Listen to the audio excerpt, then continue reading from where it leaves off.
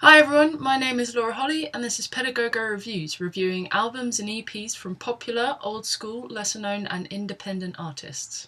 Today I'll be reviewing Unapologetic, the latest album from the world's biggest pop star Rihanna, which was released on the 19th of November through Island Def Jam. This is the 7th studio album from the Barbadian singer, which is quite ridiculous for a 7 to 8 year career that keeps getting more successful. Each album builds upon the Rihanna brand. The music gets more racy, it gets edgier, far less child-friendly, and always appeals to the now whilst cocking its leg up a little bit. At some point, it would be good for Rihanna and her team to have a nice long rest, but now is not that time. The new album Unapologetic will not allow it after hitting the album chart #1 spot in 5 countries and getting at least a top 10 spot in 14 others. But why so popular? Is the album actually any good, or is it due to the vast amount of publicity Riri has received over the past 3 years?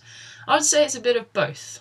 There are 2 editions of Unapologetic. There's the standard edition with 14 tracks, and then there's the deluxe edition featuring a bonus track called Half of Me, 2 remixes of the lead single Diamonds, and a 20-minute preview of the Loud Tour live at the O2 DVD, which is quite fun to watch. There are 2 halves of this album. You're thrown into a Rihanna grit pit for the first half, which holds songs that you're more likely to expect and more likely to get radio, club and stereo airplay. These are songs made for the hook, beat and attitude they perspire, as opposed to the lyrical content surrounding sex, drugs and partying. They are made to be played loudly, even when the tone is a bit dark, like with the tracks Diamonds, Numb and Pour It Up, that touch upon and then blatantly reference drugs and highs. There's something uncomfortable about Numb and Pour It Up in particular.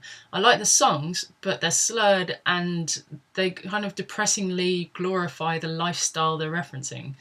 And maybe that's just me looking into it a bit too much. In the first half, you also get the 3 most commonly used production ingredients of music today. There's an overload of auto-tune on Love Song thanks to Future, who unfortunately spoils a good track. David Guetta pops up with generic dance track Right Now. And then Jump gets all nitty-gritty dubsteppy. In the second half of Unapologetic, Rihanna lays herself down in front of you, naked, mind and soul bare, precious and vulnerable. This is the reflective half of the album, in which we are exposed to the frustrations from Rihanna's lifestyle, frustrations of love, frustrations of fame, and the singer's feelings on it all. We're opened up to 2 thoughts of her relationship with Chris Brown, firstly with Nobody's Business, an 80s R&B funk-inspired track that the late and great Michael Jackson could have been suited for.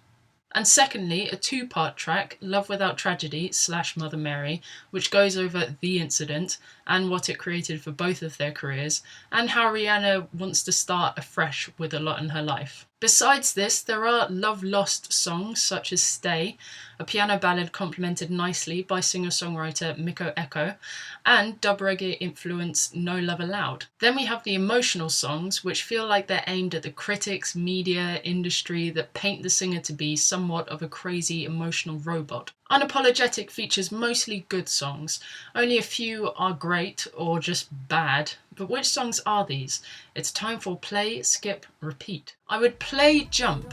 I'm not a massive fan of dubstep and all of its messy glory, but I love Jump because the Bhangra percussion in the verse and the genuine sample in the pre-chorus make it sexy filth, and that's always fun.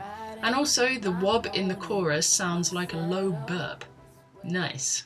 I would skip Right Now because I'm just tired of these tracks. Party rocking is done. Everyone who drank till the sun came up or drank till they couldn't drink no more is now hungover or dead. So just take your filler tracks and just go away. And I would repeat Get It Over With. It's a simple track that's emotionally driven by sad chords, sad harmonies, sad lyrics, sad vocals, but it's also quite pretty.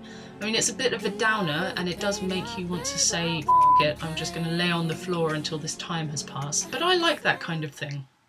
So, according to my rating per song on iTunes, Unapologetic averages out to be a 3 out of 5. I think the second half is stronger than the first because it takes you away from the wild side of Rihanna that everyone seems to put their main focus on.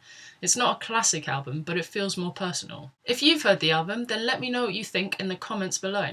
Rihanna is of course touring in 2013, so to check out any dates and whether there are tickets still available, just click on the link to her official website, which I've posted in the description box below, along with the link to her Vivo channel on YouTube. Thanks for watching everyone. For any other reviews, just go to the Pedagogo Music channel, or to keep up to date with the latest Pedagogo reviews, just subscribe. On Friday, I will be reviewing the Kaleidoscope EP from an alternative pop band called Shields, who currently have the single of the week on iTunes UK.